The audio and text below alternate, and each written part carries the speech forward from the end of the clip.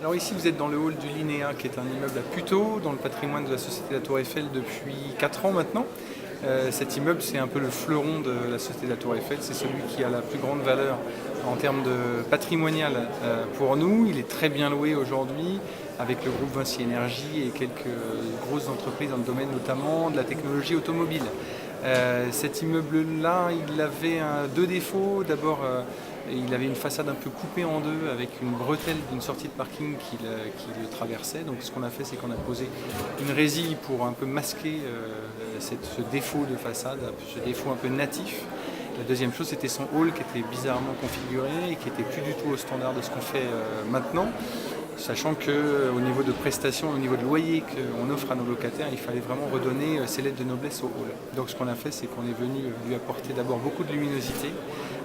Ce mur végétal derrière moi qui donne un côté un peu intérieur-extérieur. Et puis nous avons aussi profité de la rénovation de ce hall pour lancer une grande stratégie au niveau de la Société de la Tour Eiffel qui est d'implanter des œuvres d'art dans nos bâtiments.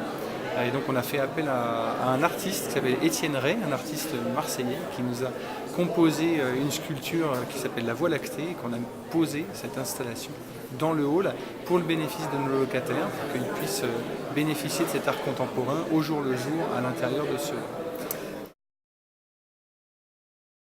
Alors on entame d'abord une série de redéveloppements sur notre patrimoine. On a quelques beaux immeubles qui nécessitent d'être repensés.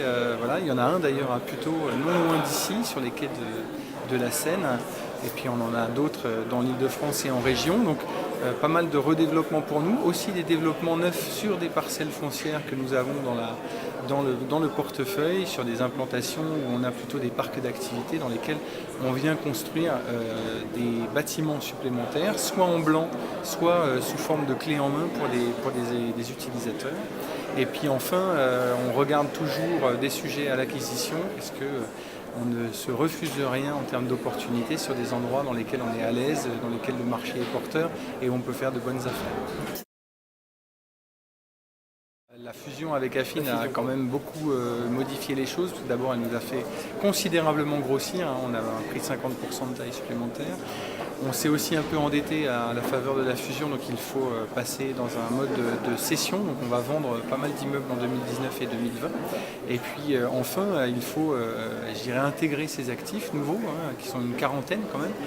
Et donc il faut apprendre à les connaître, à les placer dans leur marché, à trouver le bon programme de travaux et surtout, et c'est le plus important, à rencontrer les locataires pour les garder, pour les rendre vraiment heureux d'être locataires chez Société de la Tour Eiffel.